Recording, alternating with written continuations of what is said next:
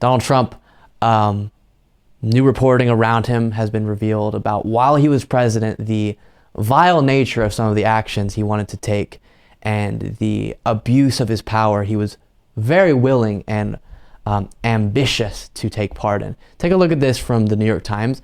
While in office, President Donald Trump repeatedly told John F. Kelly, his second White House chief of staff, that he wanted a number of his perceived political enemies to be investigated by the Internal Revenue Service, Mr. Kelly said.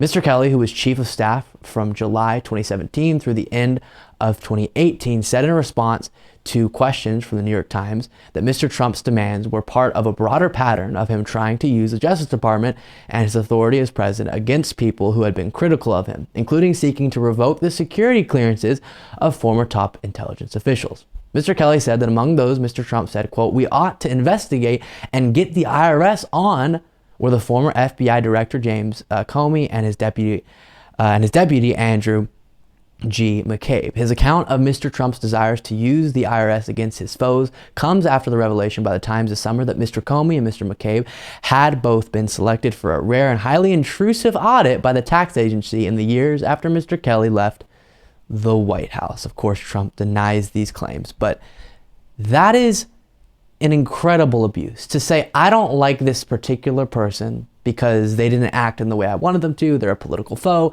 whatever, and then to sick your executive branch on them as some sort of punishment because of that reality is exactly the opposite of what we would want in someone who holds that kind of power.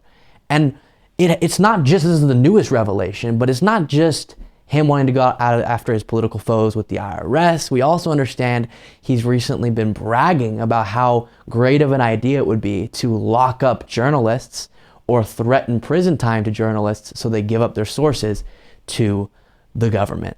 If you remember this from a rally. Easily made public.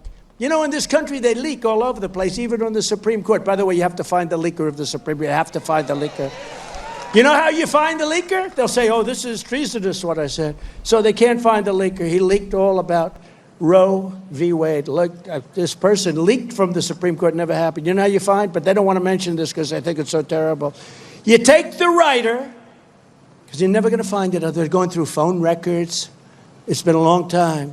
You take the writer and or the publisher of the paper, a certain paper and you say, who is the leaker? National Security. And they say, we're not going to tell you. They say, it's okay, you're going to jail. And when this person realizes that he is going to be the bride of another prisoner very shortly, he will say, I'd very much like to tell you exactly who that leaker is. It was Bill Jones. I swear he's a leaker. And we got him. So if you missed it there, because he's so incoherent in how he tells stories, what he said was, to get sources out of journalists, we should threaten them with prison time so that they'll be worried about getting raped in prison because our prison systems are so messed up, and then they'll give up their sources. So go after journalists with the threat of prison rape to get sources out of them. Now, as we discussed when we covered this story originally, this is so dangerous of a thing to be talked about by someone who wants to be president again, because one of the key roles that journalism plays is to get information out of our government so that we as citizens can be more informed and aware and be able to hold our government accountable. But if you revoke the journalist's ability to getting that information out of our government, you're going to be in a really tough spot.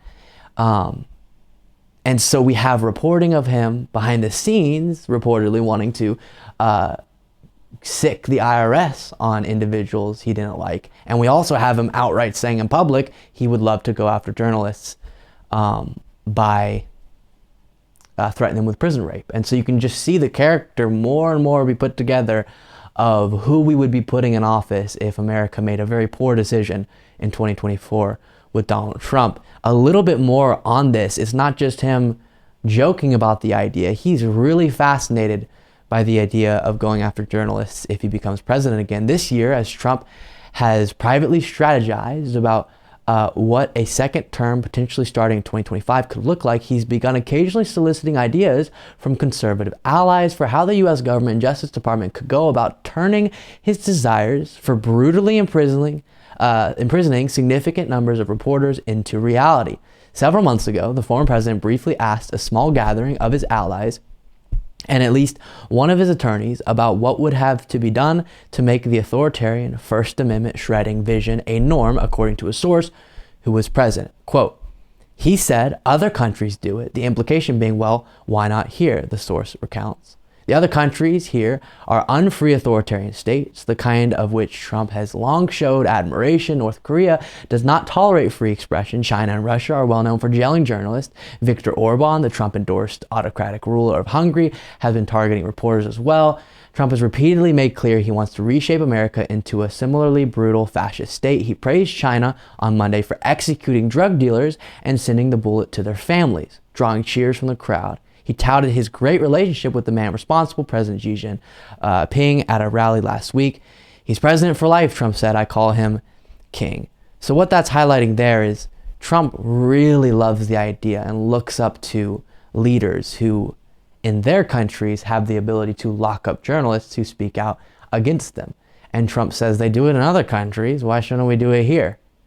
That is vile. And we still have a massive part of our country who would love to see him as president again. So just in this one segment, just one bit of who this man is someone who wants to investigate and sic the IRS on political opponents, go after journalists, lock up journalists, threaten them with prison rape, and break down our freedom of press that is so crucial to our democracy. Crazy. Thank you so much for watching. If you want to be a part of what makes this show possible, plus get access to the full video version of the show hours before any of the clips are uploaded to YouTube, plus get access to an extra full show every Saturday that only members can see, you can do so by going to patreon.com/Luke Beasley. That's patreon.com/Luke Beasley, and there is a link in the description.